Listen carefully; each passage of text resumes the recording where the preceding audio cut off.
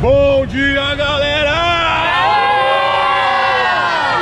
Comandante Gladson iniciando mais uma aventura hoje, é sabadão, tô com essa galera super animada pra voar. E aí, galera, bora voar? Bora!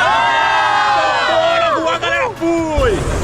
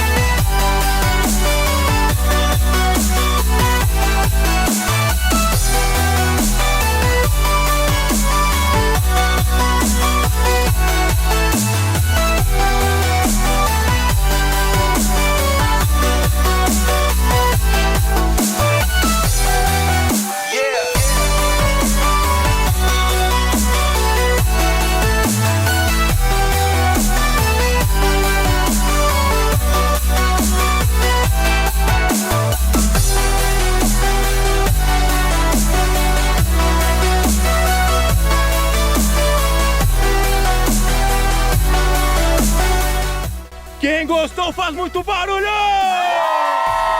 Valeu, galera! E aí, galera, quem curtiu o passeio aí? Na praia tava mais animado. Quem curtiu o passeio aí, galera? Isso aí, pessoal. Galera, eu, comandante Gladson e toda a nossa equipe aí, agradecemos vocês pela preferência e pela confiança no nosso trabalho. Galera, o vídeo principalmente começou lá na França, em 1783, do primeiro voo tripulado. Os irmãos Montgolfier construíram o próprio balão, fizeram um voo e um pouso bem sucedido. Não foi igual o nosso, porque não tinha YouTube naquela época, galera, para ajudar eles. De lá pra cá, voo após voo, pouso após pouso, o feito vem sempre sendo realizado. E é claro que vocês não vão ficar de fora dessa. Vocês também fazem parte dessa história, a linda história do balonismo, tá bom? E como de costume, eu espero que isso aqui, pessoal, o voo, o pouso, tudo isso aqui que vocês presenciaram hoje, o brinde, o café da manhã, que tenha sido o pior momento da vida de vocês. Porque eu tenho certeza que melhores do que esse ainda virão. Saúde, galera! Pessoal, aos piores momentos de nossas vidas, porque eu tenho certeza do que melhores do que esse ainda virão. Saúde, galera! É isso aí, galera. Faça igual esse pessoal maluco da cabeça aí. Saia já desse sofá e venha com a gente. Comandante Gladson finalizando aí mais uma aventura. Valeu e falou!